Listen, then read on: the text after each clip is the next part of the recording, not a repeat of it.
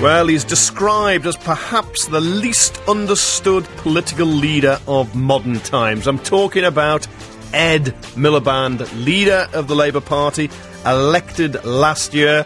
You probably know two things about him. One is he beat his brother, stabbed him in the back, some would say. And the second is he speaks oddly. That nasal sound, well, he might be off and having an op for that, although he's had nothing to do with his voice. It's really, he's got some illness where he can sort of stop breathing when he's abed. So he needs to sleep better. But we're joined, I'm delighted to say, by Mehdi Hasan, who is the co-author with James McIntyre of Ed the Milibands and the Making of a Labour Leader. Good evening, Mehdi. Good evening, Kevin. How are you? I'm all right. You're senior editor for politics on the New Statesman, good friend of LBC. You produced this book. Well, did you like Ed Miliband when you started? Did you like him when you finished? I liked him when it started. I can't get away from the fact that the New Statesman, I think, was one of the only publications to back Ed Miliband during the Labour leadership campaign. You and the Sunday People, I recall. And I think there's something like the Caledonian Thistle or something absurd, some Scottish minor paper. Not many publications did. We backed him. I backed him. I thought he would be a good Labour leader. At the end of the 6 months, and we turned this book around in 6 months, did I like him more or less? I probably less, just because he was in my life for 6 months, and it's a nightmare writing a book like this in a real hurry. At the end of it, you know, my 4-year-old daughter's talking about David and Ed Miliband, and that's not healthy. Well, it's certainly not healthy. I get Graham Allen on in a case of early intervention, I think, one of his programmes. You've got your poor daughter. But, he is a fascinating guy. And their life story, which we'll go into a bit more later, but you almost couldn't make it up. But are you disappointed the way it's turned out for him? Yes and no. I think disappointed in the short term. At the moment, he's going through a rough patch. Every leader of the opposition does. In particular, Kevin, as you know, Labour leaders of the opposition have a pretty hard time. Remember Michael Foot and his donkey jacket? Remember Neil Kinnock and the light bulb on the sun? Even Tony Blair, you know, the most popular and successful Labour leader of the opposition. When he started off, there were all the Bambi posters. He was inexperienced. He was too young. It's pretty difficult being a Labour leader of the opposition. So in that sense, you know, right now he's not having a good time with it. I believe there's a poll in one of the papers tomorrow which shows him as less popular at this stage of his leadership than Ian Duncan Smith was at the same stage of his own leadership, I think in 2002, which is not good, no. But overall, look, I'm not disappointed actually. I think what he's done with the Labour Party, he's picked up a party that got its second worst election defeat since 1918. 13 years in power, Blair-Brown wars, and actually it's fairly united at the moment. It picked up around 800 seats at the local council elections. He's won 4 by-elections. He's leading in the polls by between kind of 3 and 6%, depending on which poll you look at. You know, he's not doing too badly given the kind of party he inherited. And, as you mentioned, the way he won against his own brother. Not many leaders of parties, I can't think of any, can say they beat their brother for the top job. That's pretty traumatic. You know, I described Ed Miliband at one point as Michael Foot without the donkey jacket, and a friend of Michael Foot said, "What do you mean? Michael Foot was a very cultured, able man. People adored him." They don't seem, so it was said, because you say the Labour Party's united. I hear a lot of criticism in Westminster. Oh, of course. I don't mean to say there's no criticism. There's a lot of criticism, especially from supporters of his brother. What I meant was united in the sense that it wasn't under the Labour Party, under Blair and Brown. It wasn't, for example, under William Hague and IDS, the Tory Party. I'm talking about massive splits over Europe, over the future direction of the economy. There aren't those kind of splits. Yes, there's a few people around David Miliband who still can't handle the fact that their man lost, and there's a few people who, you know, run for the hills as soon as there's a bad media headline and think, you know, we live in a very superficial and short-term age, Kevin. You get one bad poll, one bad result, everyone starts talking about changing your leader. Did you know that in the last 6 years there have been 10 different party leaders across the 3 main parties? That's a mad statistic. Yeah, what a treat for us, the voters. Oh. I think meant us, the journalists. Oh, no, treat for the journalists, not so much for the voters. Leave us out of it. I happen to think, and we say in the book, that we think Ed Miliband will survive, and we think he's got a very good chance of being Prime Minister and being a good Prime Minister. But, you know, time will tell. We're a year into this Parliament. There's 4 more to go if the coalition can hold. Right. Now, we got Mehdi for the next hour, so we're going to discuss all things Ed Miliband, but I'd love you to join in with your calls, texts, tweets and emails, whether you think Ed Miliband's coped as Labour leader. Has he coped well? Can you say the words Prime Minister Ed Miliband without laughing? Do you ever think he'll get to Downing Street? And do you think they might have been better off with his brother or somebody else? Give us a call on 0845 6060 973, text 84850, tweet at LBC973, email kevin@lbc.co.uk. And if you call, you can put your questions direct to Mehdi. You don't have to put them to me. You can speak to him direct, because he probably knows more about Ed Miliband than just about any other person in London or the country. Now, I'll give you. David probably does. Marion, the mother. Well, you say David probably does. I mean, one of the interesting stories in our book is how that both brothers were fairly shocked when they and their teams found out what they were saying about each other. And I mean, that's one of the interesting things we found in the book, is the distance between the two brothers. I mean, everyone started off with this premise, it must be bad between them. And I started off with that premise, it must be pretty bad between them. We didn't quite realise how bad it was, despite all the official public denials. The two of them, as we explain right in the prologue of the book, could not even agree on whether Ed told David that he was going to stand against him. Yeah, you devote quite a few pages to that, don't you? Was it the Monday or the Tuesday? It was the Wednesday after general election. Yeah. We devoted a lot of pages to it, because it's a fascinating story, that this is a moment we were trying to get to the bottom of, how do you tell your elder brother that you're actually going to stand against him and be the first ever brothers to go for the same top job in British politics? And then on top of that, you have this story that Ed told throughout the campaign, that I went to see David, and David said, I'm not going to stand in your way, I'd rather you didn't run, but, if you want to, you should. And then you find out, well, actually, the David camp is saying something totally different, that Ed never turned up at his house. So you have this division of opinion. He's saying, and not only do they disagree on it, they've had, nearly a year now, 8 months on, they can't even agree a common line in public. They're talking to each other through each other's offices. Ed and his family are not turning up to David's child's birthday party. I mean, this is stuff that, and people say, well, it's personal. It's, in this case, the personal is political. I saw them at a party. And they mirror editor's birthday, it was a party, and they went to sort of hug, and it was like two robots clanking together. See, when they do things like that, I don't think it really helps, because it was straight after the book had been serialised in one of the papers, and it came out, and they went and gave a big hug to each other, ostentatiously public, and that just draws more attention to the fact that you have to do that in public. Says, as I said, relations are not good, and it does affect the politics of this. You have David Miliband's speech a few weeks ago leaking out the speech he would have given had he been leader, which immediately destabilised Ed Miliband's leadership, and all these things add up, and as I said at the beginning, he is going through a bad patch, but so does every leader. David Cameron went through a horrific patch where it looked like he was about to lose to Gordon Brown and be one of the few Tory leaders like Ian Duncan Smith, never to become Prime Minister, never to fight an election. And then, they had that election that never was in 2007, and suddenly Cameron led in the polls. Not that it did him much good in the end. No, in fact, and James Whale on LBC had a poll on who was the most effective Prime Minister of the last 5, and Thatcher won by a country mile. I'm fairly certain Blair was second, Brown third, Major fourth, and Cameron was 5th Prime. 1% he was on. Interesting. Cameron. Well, he's just over a year in. Yeah. He's done a lot, but he's made a lot of mistakes. Yeah. On the question of Ed Miliband, he clearly had the killer touch when he went for his brother. He stood and they fell out, and that was incredibly bold by him. Do you still think he's got the killer touch? It's a very good question, and I think what we refer to as ruthlessness, which some people would say is a good quality or a bad quality, I think it's a good quality. I think a good leader should be ruthless when the time presents itself. It's a very good question. We saw, yes, as you say, he stood against his brother. We outline in the book throughout his life and career the moments where he does show this steeliness that you don't think he has, from being a university student and leading a protest against rent rises, from being climate change secretary and standing up to Gordon Brown over the third runway at Heathrow, and standing against his brother. And then after winning the leadership, within just a matter of days, he sacks Nick Brown as chief whip, orders him to not stand, Gordon Brown's great loyal henchman. He prevents Ed Balls from being Shadow Chancellor, job he craved first time round, and makes Alan Johnson instead. So he showed all those touches. In recent weeks, has he been ruthless? I don't know whether the opportunities have presented himself, but he has to start showing that steeliness in public, because there's no point having it if you don't exercise it. Some would say, well, he needs to pick a fight with his own party. That's how you show you're ruthless. That's what David Cameron did to an extent. That's what Tony Blair did over Clause 4 and public service reform. But Ed Miliband has made it very clear to his allies that that's not the way he wants to be leader. He doesn't want to have pointless fights with his party. He doesn't think it's the job of a Labour leader to protect the public from the Labour Party. But he'll walk tomorrow, I think it's tomorrow's ballot of Labour MPs abolishing shadow cabinet elections. That's Labour MP's vote to pick his team. He wants to be a football manager who picks his own team and having it picked for him. Is he going to bring his brother back? Is that why he's doing it? Because his brother doesn't want to stand for election because Labour MPs may not put him top of the poll, may not put him very high?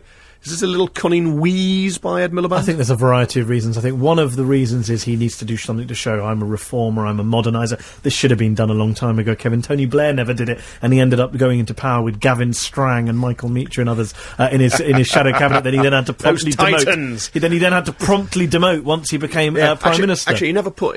he took Gavin Strang into the... and David Clark into the cabinet. He didn't put Michael Meacher demoted him to Environment, let him attend. So it was a move that had to be done, and it was good that he did it, and he's going to get easily through. I think another reason is, look, let's not forget, of the 19 shadow cabinet ministers elected last October, only 5 voted for Ed Miliband in the leadership election as their first preference. So, you know, if you're a leader trying to take on the Tory party, the Liberal Democrats, the right-wing press, an apathetic public, you need a loyal bunch of people around him. And one of the things that's really been clear in recent months is the shadow cabinet have not been punching above their weight. It's all very well saying, you know, in our presidential age, saying, Ed Miliband, what kind of Labour leader has he been? Well, opposition's a team effort. We need more people like Ed Balls, who's been very energetic, out there, outspoken. Some of the, you know, is it a shadow cabinet or is it a cabinet of shadows? And I think if he can bring in his own people, younger generation, people like Chuka Umunna and others who he clearly wants to promote very quickly, without having to go through this weird hierarchical elections and serve your time, then that'll help him. Will he bring his brother back? He clearly wants to, but David clearly doesn't want to come back. That's the indications we got when we were writing this book. That's a problem for Ed Miliband. I'm discussing the Milibands and the making of a Labour leader, the new book by Mehdi Hasan and James McIntyre. Got Mehdi Hasan here. We'll take your calls on Ed Miliband, what you think of him, whether you like him or loathe him. Give us a call on 0845 6060 973. It's 9:15. So we'll go to the travel with Alan Joyce first. Thanks, Kevin. And firstly, a closure in Streatham tonight. And you're listening to the LBC Book Hour, and we're discussing Ed, the Milibands, and the making of a Labour leader by Mehdi Hasan and James McIntyre. I have Mehdi Hasan here in the studio. He'll talk about his book, absolutely fascinating, intriguing, great read on Ed Miliband. When he started writing it, a guy on the Financial Times, Robert Shrimsley, said, "What, you're writing a book? There's not enough for a tweet." I see, remember he said, but... That's a fantastic memory you got there. I thought it was very funny. It's the first recorded joke. 110,000 words later, say, ha! First recorded joke by Robert Shrimsley on the FT. But it is an absolutely fascinating read. Thank you very much. Whether you've read it or you haven't, whether you love or loathe Ed Miliband, now's your chance to take part and put questions to Mehdi Hasan, find out more about Ed Miliband, tell him what you like and what you don't like, and can we expect him to become Prime Minister? Can you ever hear the words Prime Minister Ed Miliband, or do you think it might have been better if the Labour Party had elected another Miliband, David Miliband? Give us a call on 0845 6060 973. And John in Northwood. Evening, John.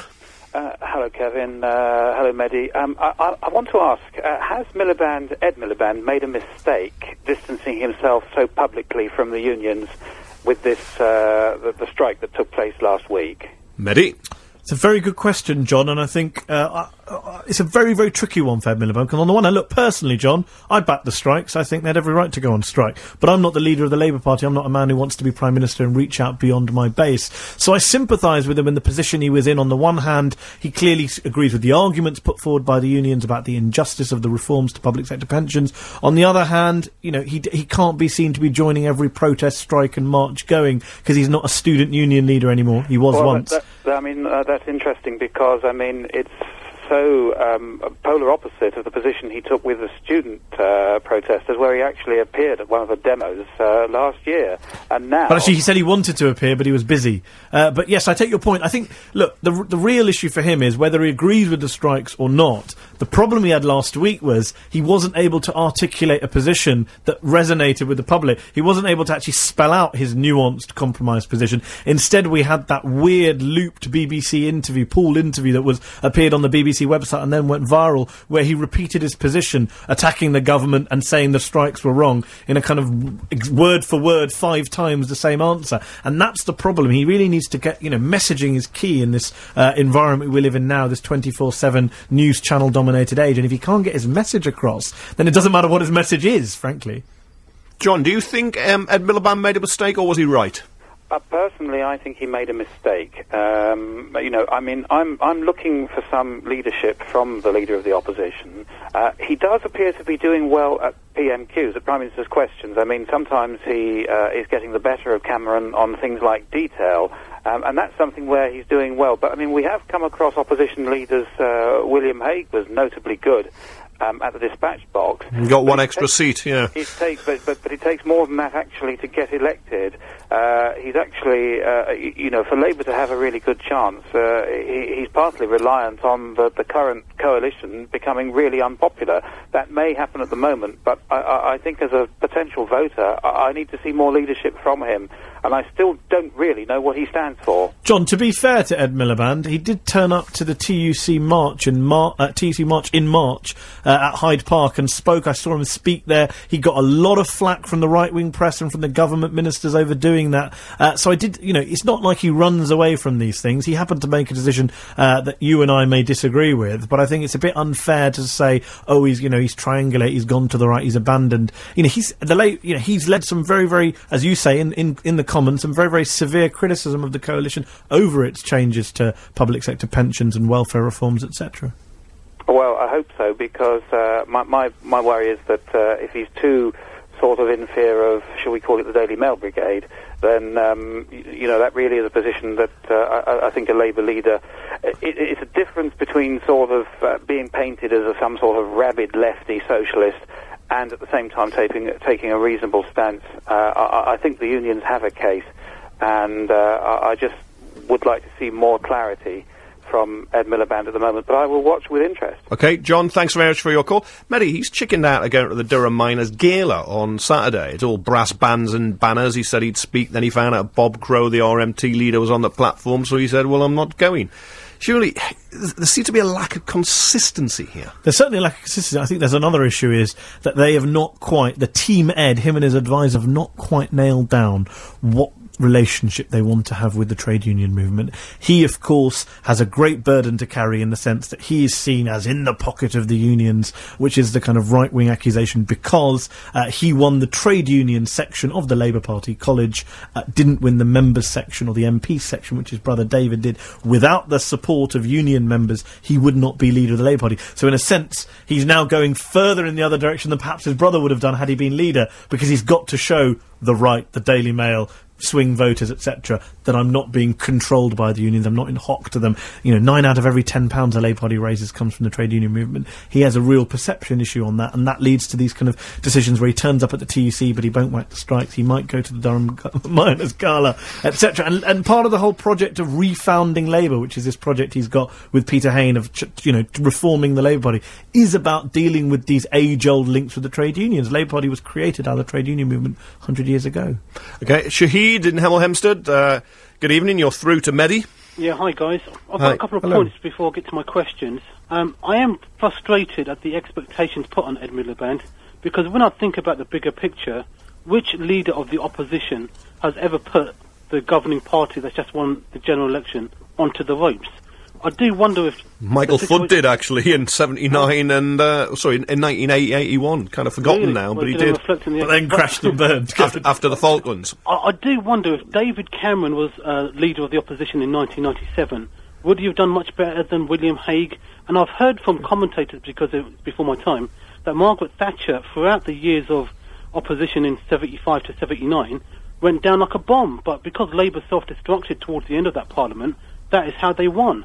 So I really do think that while Labour do need to develop policies, and quick, I would like to see some interim policies, I think they should sit tight, because the vast majority of the public, in my view, who aren't political anoraks, will really wait for the next televised debates to come along before they pay any serious attention. And I think Labour will probably win next year's mayoral elections and local elections. But the two questions I've got for Mehdi is... It's my perception that the new Labour fans, the David Miliband fans, they're becoming more and more about being in power for the sake of it. Does he agree? And the other question is, what on earth is Blue Labour about? Because I do worry that even Ed Miliband may be more towards, new Labour, Blairite part of the Labour Party than he is, a bit of the old, which I would like to see a little bit returning back to. Mehdi. Shahid, thanks for your question. Just on the leader of the opposition point, before I get into them, very good point you make there. I mean, very few political parties come back in a single term and win the next election. The benchmark he's being held to is is rather unfair. I mean, you have to go back to Margaret Thatcher for a leader of the opposition, a new leader of the opposition, to take over a party and bring them back to government within a parliamentary term. It took Labour 18 years after 1979. It took the Tories 13 years after 1997. If Ed Miliband can win in 2015, that will be a real achievement given the history of such things. On your specific questions about power for the sake of power, well, there is this issue where a lot of people say, well, he shouldn't be doing this, he shouldn't be doing that, because he needs to get elected, he needs to do this, he needs to appeal to centre voters, right-wing voters, and I think that there is a real issue, which is, well, what are you for? What is the point of getting elected? I agree with you. And that's one of the points Ed used during his leadership campaign. On Blue Labour, which is a huge subject you've just raised there, I mean, I think it has some very interesting ideas. It's all about, supporting communities, bringing power back to a local level, valuing relationships, and not just relying on bureaucracy and government. And that's something that Ed Miliband is pushing as a new angle to his leadership. I think that's a good thing. Okay, Shahid, thanks very much for those questions. And so Mehdi, you think he's been underestimated, Ed Miliband? Oh, very much so. I think his whole career he's been underestimated. He was underestimated by Ed Balls, his former colleague at the Treasury. He was underestimated by David Miliband. And now I think he's being underestimated by David Cameron, Nick Clegg and a lot of the media. Okay, thanks. You're listening to Ed the Miliband's The Making of a Labour Leader with its co-author Mehdi Hasan. Wish James McIntyre was here. He'd be laughing too, your co-author. This is And on the LBC, a book club tonight, we're discussing Ed the Miliband's and The Making of a Labour Leader with its co-author Mehdi Hasan, who's the senior editor for politics on The New Statesman, a very good friend of LBC. But after 10, it's Anthony Davis. Evening, Anthony. Evening, Kevin. Good evening, good evening. Yeah, we've got lots to talk about tonight. The housing benefit cap is one of the big ones, and we're going to talk about the greedy landlords. Been a very good dispatches on the box that's been covering this. Don't like to talk about the box very much, but in this case, they really have exposed something which is certainly going to hit the headlines tomorrow, and they've presented it to the government with regard to the fact that there are a lot of landlords holding the housing benefit claimants to ransom, effectively. So we're going to ask if you indeed have a dodgy landlord, and maybe instead of housing benefit cuts, we could look to cut the profits of those very landlords. Also, it's the continuing saga of the tour of Canada. Kate and William, who are making a significant impression in Canada, and my concern is for the blanket coverage of their trip, which I don't think we have a particular interest here, and my great fear is that the press were told to leave these two alone, even though it's a public engagement. It's not for this country, and my concern is we may start to see history repeating itself. So have the press learnt their lesson of the past, and can we allow this royal couple to actually do their job without being plastered all over the newspapers and certainly the television as well? And finally, we're going to ask if you would consider some kind of surgery to deal with your weight issues.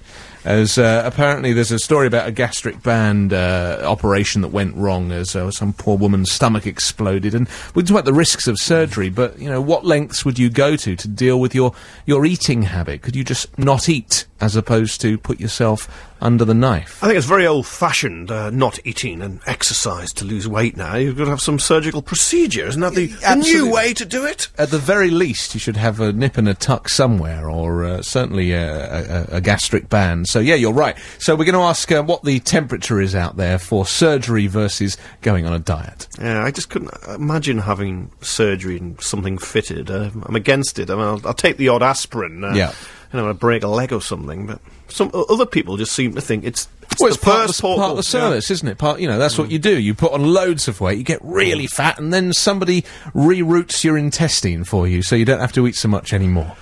Oh, that sounds really bad. Yeah, it's dinner time now, isn't it? I know. I'm sure you'll be drumming up some custom for somebody somewhere. Oh, putting me off. That's fantastic. That's Anthony Davis at 10 after this show, and we'll return now back to Ed the Miliband's and The Making of a Labour Leader, which is a great book, I must say, Mehdi. Thank you very much. If it wasn't a great book, I wouldn't say it was a terrible book. I just wouldn't say it was a great book. I think is the way I would do it. But one of my favourite bits was his early life and his family background, because I didn't know a lot about it. It's absolutely incredible tale of how his parents flee from the Nazis, where his mother survives in Poland. His father comes over from Belgium, but walks. Walks with his father to the coast and gets on the last ship to England. I mean, it's just absolutely amazing when to be brought up in a household where you know your parents were so close to be killed. But what I hadn't realised, and of course, they are North London trendies, really, aren't they? That Ed Miliband would call his father Ralph and his mother Marion, rather than Mummy and Daddy, or Mam and Dad, and Father and Mother, whatever. I think it's partly, you could say it's partly the trendiness of North London intellectual household. It's also partly to do with the fact that it was a very serious upbringing, a very, intellectual is not the right word, but rigorous, mature. They were treated like adults from a very young age, David and Ed. It was a very small, close-knit family. Something like 60 members of the Miliband, of the Ralph Miliband, the father's family, lost their lives in the Holocaust. Phenomenal. This four very tight-knit family grow up, and it's very Ed tells a story about how his father was 46 when he was born. He was the second birth in 1969, and he used to tell his friends in the playground how old his dad was, and they'd all kind of be taken aback. He had the oldest dad in the playground, and he says that's one of the reasons he didn't rebel so much. That's one of the reasons him and David grew up so quickly, as it were, and they also had to take care of their parents. His father was ill; he later died after heart problems. It affected his kind of approach. And as you say, the Nazi point, fleeing from the Nazis as refugees, coming and becoming one of the world's most prominent Marxist academics, certainly Britain's. That really, not many party leaders can say their parents fled from the Nazis and then they grew up in the house of a father who was a top Marxist academic who, at 16 years old, went to Karl Marx's graveyard at Highgate and made a clenched fist oath to the socialist movement during the Second World War. It was, yes, during the Second World War, a very hot summer. And he also served in the Royal Navy, very interestingly, as well. I mean, he doesn't talk perhaps as much about it as he should. Recently, he's been talking a lot more about his parents, because I think that helps him humanise himself, as we talked about earlier. Slightly odd voice, weird political fighting with his brother. When he talks about his parents, actually, when he talks about his childhood, he does sound much more interesting, much more human, much warmer when he talks about his father, who served in the Royal Navy and helped liberate Italy and other places. Do you think he's scared of his father's Marxism? Because he was Red Ralph. He may not really be Red Ed, but his father was certainly to the left, in and out of the Labour Party, I think you say in the book. And Tony Benn was a regular visitor at the home. What's so fascinating about that is, yes, his father was Red Ralph. His father, in fact, most famous book, Parliamentary Socialism, is all about why the Labour Party is not the right vehicle for changing the country. And here his two sons, decades later, are fighting to lead that party. Look, what's interesting about Ed is he doesn't shy away from his father's legacy. He's happy to criticise it. He criticises it openly. He says from a very young age, as a teenager, he saw his father as too dogmatic, too sectarian. He was a pragmatist. But the values, the social justice, the equality, these are the values he says he picks up from his father. There's a very telling line he said during the leadership election. He said, I'm running because of him, but I'm not doing it for him. You cannot underestimate the impact his parents, not just his father, but his mother Marion, very formidable activist, academic, Labour Party member, very old Labour, and had a very powerful impact on both her sons today. Even today, they really look up to her and defer to her. And both these parents inculcated in their children a real passion for politics. When Ed Miliband says, I care about politics, it's not politics in a kind of anarchy, nerdy, Prime Minister's questions, MP's expenses kind of way. It's politics in the sense of, how do we change society? How do we transform the country we live in? How do we really affect radical social change? And although he had spells in Leeds as a young boy and in the States... in the United States, indeed, which I didn't know about the United States. Again, reading the book, I discovered that. Where his socialist father took them to McDonald's. That's right. Capitalism and socialism met in McDonald's under the Golden Arch. But he's really a London boy. He is very much, and that's why, interestingly, he's the MP for Doncaster North, and that's had a huge impact on him as well, because until then, he had very limited exposure. He was a North London boy who went to Oxford, and then started working in the Labour Party and became a SPAD, a special advisor to Harriet Harman and then Gordon Brown. A bit of a nerd as a student. Yeah, I think so. I think especially we talk about his appearance and some of his white trainers and jumpers that some of his university friends remember. He was president of the Labour Club in his second term. He was president of his student JCR and helped lead that rent rise protest which I mentioned earlier. He was a very clever student, but didn't get a first-class degree, unlike his brother David. What's interesting here, and this is what we chart in the book, is he and his brother David went to the same school, Haverstock in North London, the same college, Corpus Christi, Oxford University, to do the same degree, and then they both went to America to do postgrad degrees, and they both joined the Labour Party and became SPADs, MPs, then cabinet ministers. When you set that out in the book, and as you say it now, he was following in his brother's footsteps. He was always in his shadow, and then all of a sudden, at the end, the final moment, he overtakes him. It wasn't quite the final moment. This is what we chart in the book. From around 2007-8, Kevin, and you'll remember this from being there was all this talk around, well, wait a minute, is it the right Miliband? The 2000, I think it was the 2007 party conference, was it 8? No, 2008, I remember. Where they had who is your favourite Miliband badges, which Labour activists were handing out. I wrote a piece myself in September 2008 when David Miliband made a terrible speech, went around with a banana, was caught saying silly things in a lift. I actually said, well, actually, maybe the Miliband is the Ed Miliband, not David. He gave a speech without notes, which had a real impact on Labour Party actors. And you remember David Cameron did the same thing in 2005 when he ran for leader and beat David Davis. It all transformed when Cameron gave this speech in shirt sleeves without notes. Ed Miliband started giving speeches without notes. A lot of people we interviewed for this book, they said, first time we started to think about a leader is when we saw these speeches.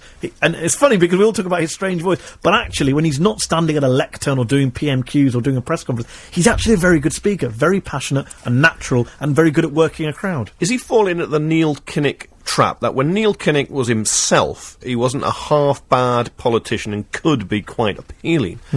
While once they put him in a straight jacket, he became awful. And I think you've hit the nail on the head there, Kevin. A lot of people around him who I've spoken to in recent weeks are saying he needs to be the Ed Miliband of last summer. He needs to be the Ed Miliband who drove the climate change campaign, the Copenhagen campaign, which energised youth, young people, environmentalists, greenies across the country, which energised young people last year in his leadership campaign. He needs to be that Ed Miliband, not the cautious one, not the one in the suit, not the one who follows some kind of rule book and does interviews in that weird looping manner with sound bites.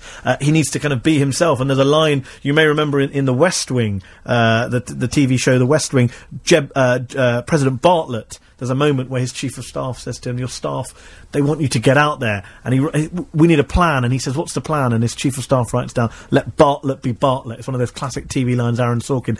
And Ed Miliband actually, on the eve of his first conference speech, when everyone was arguing and all his team, well, you should say this, you should say this, he said, let Miliband be Miliband. And there is this sense that if he can just be himself, that will get through to voters much more than this kind of mediated, false, inauthentic version.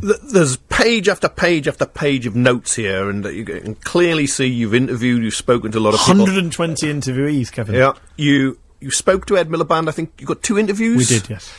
Although it's not an authorised biography. No, but, well, 2 is standard, isn't it, really? What did they allow him to be himself when you spoke to him, or was there a protective cordon thrown around him, which doesn't always do him any good? It's a very good question. What is interesting, and I hope they don't mind me saying this, is we got the interviews very late in the day. I mean, we wrote this book over 6 months, and we spoke to Ed towards the end. I think that's partly because they were a bit suspicious of us to begin with. They weren't sure whether the biography would help them or hinder them.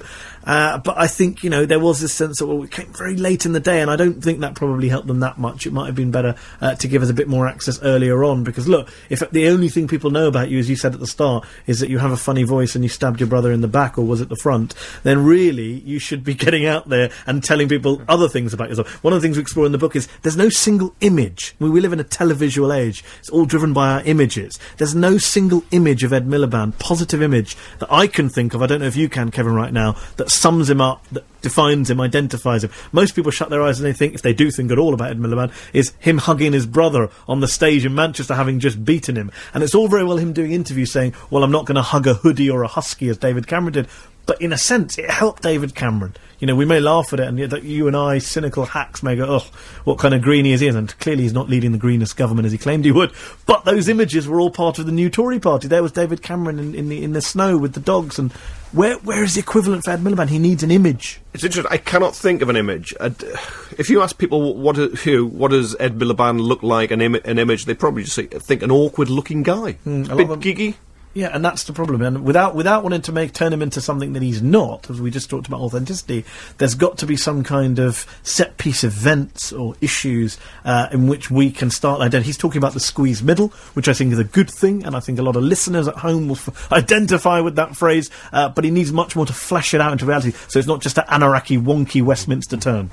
We're talking about Ed the Miliband's The Making of a Labour Leader, a new biography of the Labour leader by Mehdi Hasan and James McIntyre, joined here by Mehdi Hasan. Going to take some of your calls on what you think of Ed Miliband as a leader, whether he's cut the mustard or whether you think he's flopping. Could he win a general election? Could he be Prime Minister? Or do you think we'd be better off with his brother? Remember that number, 0845 6060 973. It's now 9:45. So we'll go to the travel with Alan Joyce. Thanks, Kevin, and Sternhold Avenue in Streatham.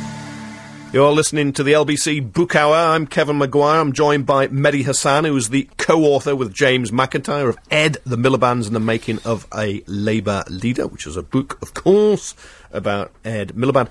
Two of you wrote this book, yes. Mehdi. Turned it round phenomenally quickly in publishing. It's 6 months, I think. Yeah, it's a first draft of history. How did you... Now, you must have had disagreements with your co-author James McIntyre. How did you cope? And I saw Peter Oborne in a review in the Telegraph. Very good review. Yeah, talked about how you were pro Ed Miliband and James McIntyre was pro David Miliband. In fact, he actually went as far as to say James McIntyre at one point might have gone to work for David Miliband as a spin doctor. But anyway, how did you? Because there must have been some tough calls on how you interpret the facts. It was very tough, and it was interesting, but kind of hard work as well. I mean, on the terms of the workload, we kind of split interview. We interviewed 120 people. We interviewed them. Each of us took people to interview. Each of us took chapters to write. Each of us had particular interests in various parts of Ed's life and career and history of the Labour Party over the last few years. In terms of the editorial line, it was tough. Because, and I don't think it's, I love Peter. Peter Oborne's a very good friend of mine, and he wrote a very good review of the book in the Telegraph. I thank him for it. But I don't think I think it's a bit crude and simplistic to say I'm pro Ed and he's pro David. I think it was more a case of, we need to be fair to both brothers. We wanted to be fair to both brothers. We didn't want it to be a case where, it came across as, we're taking the side of one or the other or part of their wars, as so many journalists did during the Blair Brown era. We wanted to get to the truth. We wanted to get some of the facts. We wanted to get to the bottom of the disagreements. Did Ed tell David? Was he, sniping him in any way? What were the truth about the claims? There were a lot of dirty tricks claims about the Labour leadership campaign, about who did what and which brother did what, and in terms of briefing against the other, a lot of hostile briefings. So it was more that, about what we do with the information we got. When you interview two people and they say two totally different things, who do we believe? How do we match up their stories? And I think it actually helped us get to, we both had to examine our own claims, our own biases, our own, preconceived notions. It's true. It's very hard to get to the truth, but you have to be truthful. And you get the facts, and if they conflict, put them both in. Let people make up their minds. Which is exactly what we do in the prologue of our book. Well, you enjoy doing it. We enjoy doing it because there's a whole side story, which is the two brothers couldn't resolve it themselves for damage control, which I thought was interesting. Says a lot about their relationship. But yes, it is one of those things where you get some things, Ed Miliband, as I said, I quite like him as a person. I've met him quite a few times. Actually, I think, and I've said this before, that of all the front-row politicians, and I'd be interested to hear your view on this, Kevin, of all the front-rank Labour politicians I know, he's probably the most normal in private in terms of chatting to him, in terms of his airs and graces, etc. And yet, at the same time, we did report on him rather embarrassing stories about him at university, agonising over what chocolate bar to buy, about not having a girlfriend at all at Oxford. Those are things where he doesn't probably come out that favourably. We put him in because that's what people told us. Now, I sometimes feel he looks lost in public. If he goes into... you can't imagine him standing in a pub knocking back the pints. I was in the Strangers Bar in the House of Commons once when he came in, and I knew he was coming in because this phalanx of minders arrived first. Chuka Ramuna, the Streatham MP, who looked a bit awkward himself, and then in came Ed Miliband, who stood awkwardly for about half an hour with a drink, and I thought, he's not enjoying it. It's interesting you mentioned Strangers, because I've gone on one of the incidents we report in the book is that he wasn't a regular, and he isn't a regular in the Strangers Bar, but during the leadership campaign he was so focused and relentless that he became almost a semi-regular, unlike his brother who didn't turn up and was a bit too complacent when it came to winning Labour MPs' votes. Oh, I know one MP who backed Ed Miliband and not David because he was rung up directly by Ed Miliband when a minion of David's rang Many him up. such stories, indeed, and we report on some of them in the book. We'll take some of your calls. You can squeeze you in. You've got about 8 minutes if you want to speak to Mehdi Hasan directly about his book on Ed Miliband. That's 0845 6060 973. I'll just go through some of your texts and emails. Bernard in Kensal Rise says, I'm a Labour voter, but to me, Ed is a very weak leader. He won't last till the next election. It's time we ditch him now and get the like of Ed Balls or David. Conservatives were praying that Labour voted for Ed, and that's what we got. We don't have a leader on Labour who can win, while another Vic says, Ed Miliband seems totally false to me with his Duncan Smith Management School hand movements. At the moment, it will be hard for him to win. That's too negative, and actually it seems to be representative, Mehdi. I think it's absurd to make the comparison with Ian Duncan Smith. I think Ian Duncan Smith simply doesn't have, and even now as Work and Pension Secretary, just doesn't have the abilities and skills and qualities that Ed Miliband has. And in terms of actually this whole, we should have picked David would be better. There's always a grass is always greener on the other side. When it was Tony Blair, everybody said, God, Gordon Brown will be better. When we got Brown, everyone said, oh, if only we could bring back Tony Blair. I have no doubt in my mind that if Labour had picked David Miliband now, everyone would be going on about David Miliband and his banana photos and his own funny voice, and they'd all be saying, if only we picked his younger brother who's more dynamic, he can speak human. So this whole grass is greener on the other side, I just don't buy it, sorry. I'm just looking at more of these. Gary said, and I'm not just picking out the critical ones, Mehdi. Gary says, Ed Miliband is not going through a rough patch. He is caught between a rock and a hard place. He can't win a general election without dumping the unions, and he can't survive as leader of the party without embracing them. Most of the shadow cabinet and Labour backbenchers understand this, so I think he will be gone by this time next year. Rubbish. Why can't he win an election with the unions? What does that mean? I don't understand what that means. People assume that unions are unpopular, and yet last week we saw the public was split down the middle on the strike. So I don't buy this right-wing propaganda line that unions are somehow toxic. Mehdi, we've got a call here. Ian in Watford. Evening, Ian. Good evening. It's not only just Ed Miliband. There's so many of these guys who go into politics who've really got no life experience.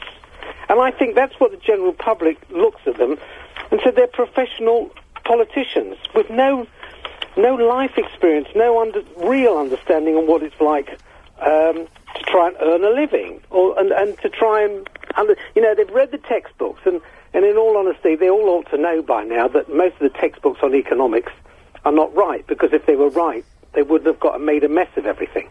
So where do these people get their real knowledge from? If all the knowledge they've got is from reading the textbooks, there's no difference between them and anybody else. Okay, thanks for your call, Ian. Look, fair enough. David Cameron worked for the Tory party and in TV as a spin doctor. Nick Clegg worked in Brussels. MEP, Ed Miliband, where is his life experience? 2 points. One is the very good point by Ian there. We have seen the professionalisation of politics in recent years. We have, you look at last year's Labour leadership campaign. Who were his rivals? You put Diane Abbott to one side. You had 40-something Oxbridge graduates, ex-special advisor, Labour MPs running for that top job. Now, I think it's unfair to dump that in Ed Miliband's lap. He's a kind of symptom of it, not the cause of this professionalisation. It's a real issue. I don't know what the solution to it is, but across Parliament we're seeing less representative MPs, drawn from a much narrower social and even now a racial spectrum and gender spectrum. So I think that is a problem, no doubt about it. But in one sense, it's not that much of a problem for Ed Miliband, because he's up against two other guys who share the same problem, who can't exploit him for it. And the other issue, on the specific issue of Ed Miliband himself. Sorry, I've forgotten the second question, which you had now. Train of thought. Yeah, we made me lose mine too, because I wanted to come up with my next question, Mehdi, which was you said at the outset that you thought you'd be the leader at the next election. If Clegg, Cameron, and Miliband are there, where's the difference? Oh, I think there'll be a huge difference. I think this is where his huge advantage, but people forget. He'll have a great time at the next general election. I would love to be Ed Miliband in the leaders' debate. Can you imagine me in the leaders' debate with Tweedle Cam and Tweedle Clegg standing in the middle of them? Nick Clegg won't be able to do his outsider shtick that he did so well last year. He's tied to David Cameron. We heard him off with him when he thought the mic was off, saying we won't have anything to disagree about at the next leaders' debate. Ed Miliband will be able to portray himself as the outsider, say, you guys did these cuts, you guys put all these people on the dole, you guys destroyed public services, and I'm here as the outsider. I'm the change candidate. We know how much elections are won and lost on change. So I think people underestimate the advantage he has. He's up against a coalition. He has opposition all to himself. As I said, he's leading in the polls and doing all right on any metric you want, whether it's local election, by-election, whatever it is. But not in Scotland. No, not in Scotland. That is a real problem, because we know Labour Party can only win in Scotland. And coming back, I forgot my train of thought earlier. I'll tell you why he'll be the leader at the next stage. That's the question. That was the other question you put. It's because Labour Party's not the Tory party. They don't tend to kind of get rid of leaders in opposition. And there's no real alternative candidate. Ed Balls has got too much baggage, and they ain't going to swap Ed Miliband for David Miliband. That would be mad. I think it's more vicious than it was. And I think it's fine in a killer. Who would it be? Let's hypothetically. Who would it be? A killer touch. Who would it be? I think it could be Ed Balls or David Miliband.